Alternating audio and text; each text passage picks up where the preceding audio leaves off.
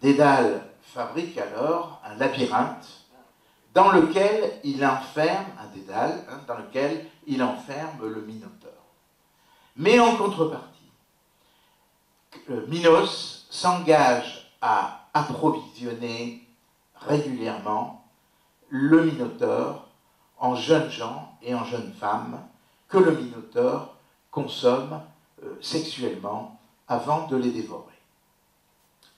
Et pour parfaire le tout, Minos envoie Dédale dans Dédale en disant il va se perdre. Et effectivement, il l'envoie avec son fils qui s'appelle Icare. Ils se perdent. À ce moment-là, Dédale, tout le monde connaît l'histoire, bricole un système avec de la cire pour se faire des ailes, ce qui lui permet de s'enfuir du labyrinthe. Et il est admiré par tout le monde pour ses exploits, bien qu'ayant perdu ce fils qui a cru rejoindre le soleil et dont les ailes ont fondu et qui s'est noyé, qui est tombé dans la mer et qui s'est noyé. Son père n'a même pas un regard pour lui.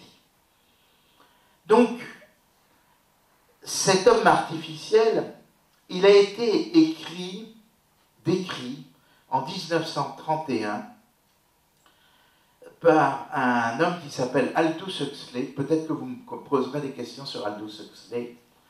Dans un livre qui est étonnant, parce que c'est un livre tout à fait prophétique, qui s'appelle Le meilleur des mondes.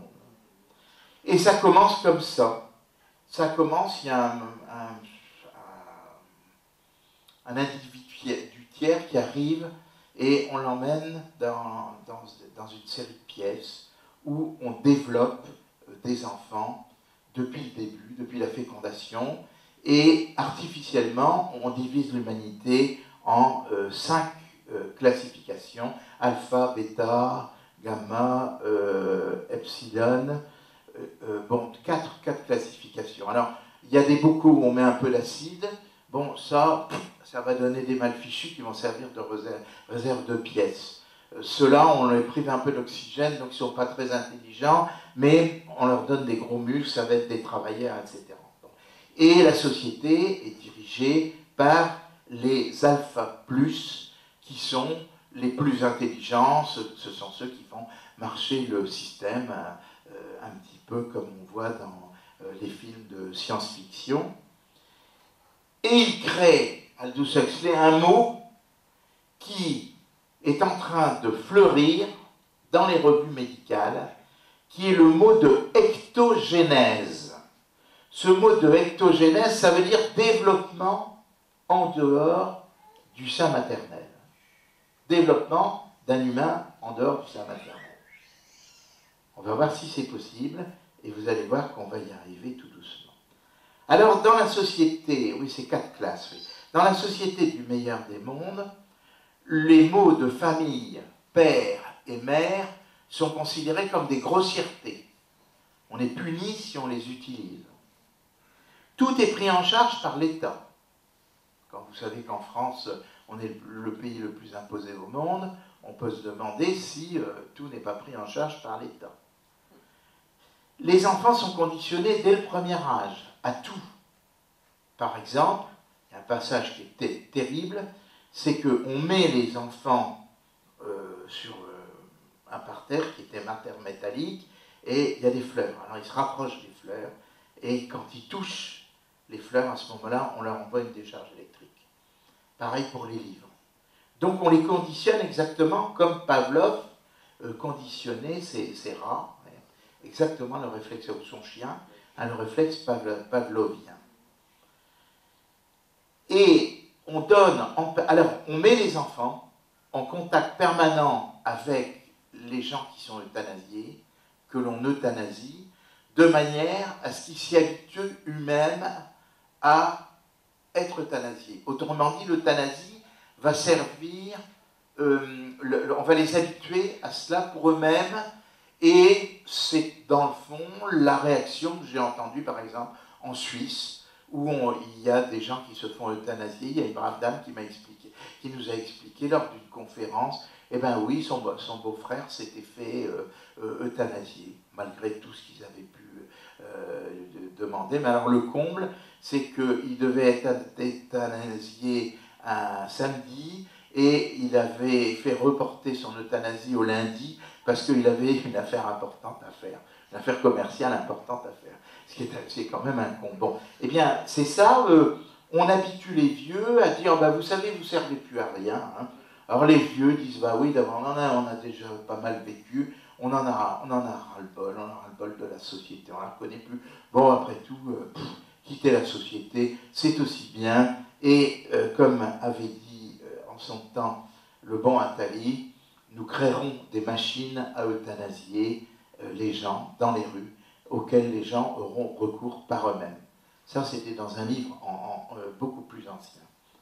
Alors bien sûr, relations sexuelles libres, on conditionne les gens à l'idée d'euthanasie, et pour compléter le tout, on leur donne une drogue euphorisante qui s'appelle le soma, dont ils sont privés quand ils ne vont pas dans le bon sens que réclame la société.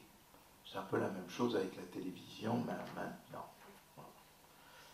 Alors je vous dis, j'ai à peu près combien de temps? J'ai encore un peu de temps là? Bon. J'aurais dû sortir maman. Alors, il y a un passage qui est extraordinaire, qui est significatif, hein, que je vous lis parce que c'est formidable. Hein. Ce sont deux personnages qui sont en train de discuter. Et il y en a un qui s'appelle Lénina. Donc, vous voyez, c'est un appel au personnage de Lénine. Et l'autre s'appelle Fanny. Ça évoque, rappelez-vous que c'est un anglais, ça évoque un personnage, une courtisane qui s'appelle Fanny Hill. Peut-être que vous avez entendu ça, c'est des aventures érotiques de Fanny Hill.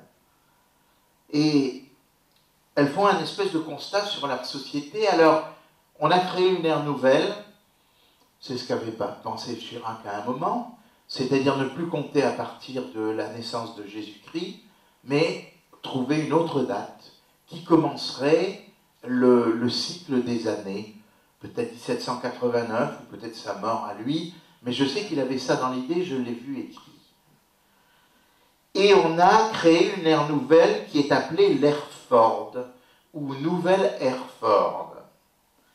Alors imaginez que nos deux personnages là, soient là, ici, derrière la porte, et la porte est entrouverte, et on entend des bruits comme ça, on entend des bribes de phrases, on tend un peu l'oreille, et qu'est-ce qu'elles se disent?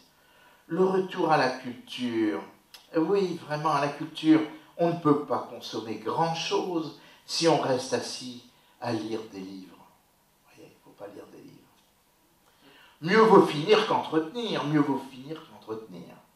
Euthanasie. 2000 fanatiques de culture gazés avec du trichloréthyl. Ceux qui ne sont pas d'accord, bien sûr. Accompagné d'une campagne contre le passé et la suppression de tous les livres publiés avant l'an 150 de l'ère nouvelle Ford, choisi comme date d'origine de l'ère nouvelle. Il y avait une chose, comme je te l'ai déjà dit, qui s'appelait le christianisme. On coupa le sommet de toutes les croix pour en faire des dés, symbole de la nouvelle ère Ford. Il y avait aussi une chose qui s'appelait Dieu. Il y avait une chose appelée l'âme, une chose appelée l'immortalité. Alors, il parle du soma à un moment. Tous les avantages du christianisme et de l'alcool, cette drogue qu'on leur donne tous les jours. Aucun de leurs défauts.